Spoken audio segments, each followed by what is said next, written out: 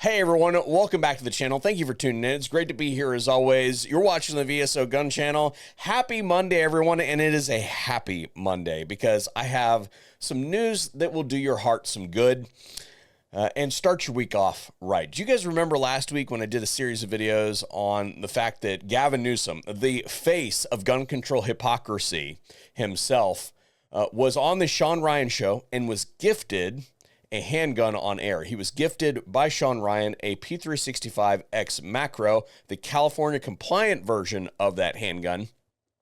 And if you saw those videos or watched that segment or watched the entire show, then all indicators, at least on the surface, we all know that it's a facade, but he appeared to be grateful for the gift, appeared to like the gift, and have been generally happy to have received it. And you would say from watching those clips that it appears as though he has accepted the gift. Yeah, that's not actually what happened. Turns out he did not take it home with him for reasons that we're going to get into here in a minute. He left it and did not take it home to California. After we hear a quick word from today's sponsor. Today's video is brought to you by XS Sites. I'm out here today preaching the good word of the XS Big Dot site. If you don't like the XS Big Dot site, then you're wrong. No, I'm just kidding. XS makes a whole bunch of different site profiles, not just the Big Dot site. They also do scope bases, optics rails, and even handguard rails now. And XS has been a big time, long time supporter of the channel, so I very much appreciate them supporting the mission here at the VSO Gun Channel. Let's get into the video. Enter this guy, California Assemblyman Carl DeMaio, and he has asked the U.S. Department of Justice and the California Department of Justice to render aid on behalf of Governor Newsom to ensure that he avoids criminal prosecution and complies with all of the draconian California laws that Newsom signed into law. So quite literally, Newsom is preventing Newsom from having his own property. Now I'm going to do something I normally don't do, which is defer to the Californian here because he is the District 75 rep. But also, I refuse to expend even a single ATP molecule to force a single neuron in my body to understand California gun law. He'll first need a background check, a firearms safety certificate, a dross submission, a 10-day waiting period, a safe storage affidavit, and don't forget the taxes. And I have no idea what those taxes look like, but I do know a thing or two about firearms transfers, being a federal firearms licensee myself. And since Gavin has left the weapon in Tennessee, not that you can hand carry a gifted firearm into California anyway because of their dross system. So you just want me to TSA to take this from me and my ass is arrested? Shawn is going to have to take it to his dealer in Tennessee. They're going to have to log it into to that dealer's books, and then they're going to have to log it out of that dealer's books to the new dealer in California. That's the way that whole process works. Got to do it that way.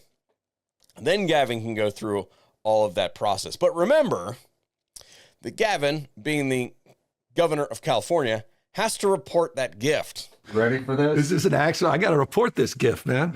So there's going to be a paper trail on that gift. I'm not anti-gun at all. I'm for just some gun safe common sense. Okay, common sense. If they're so common and sensical, then you had best follow the exact letter of the law. And if you make even a tiny mistake, then you should be prosecuted to the fullest extent of the law. I'm not usually for that, but this dude is the biggest piece of shit when it comes to hypocrisy. Do you think that everyday citizens carrying a gun reduces crime or increases crime? I think the evidence suggests the opposite. It increases the likelihood of a gun death. Gavin Newsom had better not have a concealed carry permit. I feel like there's a way that we could figure that out. Just like I feel like there's a way that we should be able to figure out whether or not he follows this process to the letter 100% compliance. When we know more, you will know more.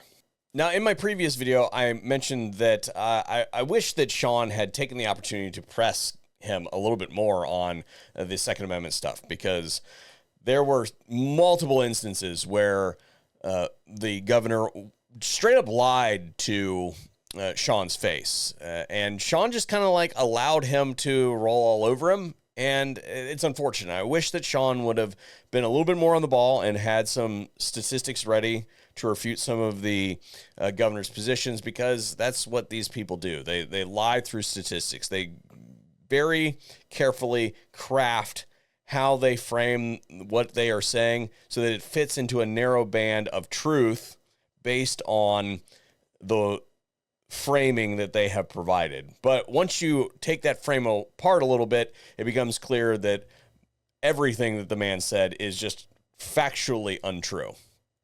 I wish that Shawn would have taken the opportunity to do that. I wouldn't have expected him to derail the interview or anything like that. And you can see my original video. I'll have it listed in the relevant places and all that sort of stuff. But I did cut Shawn some slack because I just understood that something like this was going to be part of the equation, and this story was not over yet. All right. I assumed that one of two things was going to happen. Either there was going to be a whole bunch of backlash and Gavin was just not going to actually accept the pistol, which may actually be the case here, and or he did something particularly stupid and just took his private jet back to California and walked off the tarmac with his pistol. And that would have been great because, whew. So I guess what I'm getting at is, while I would have liked to see Shawn generate the viral clips with the opportunity, the story's not going away anytime soon. And I do appreciate the genius of what Shawn did, and we're seeing that play out now.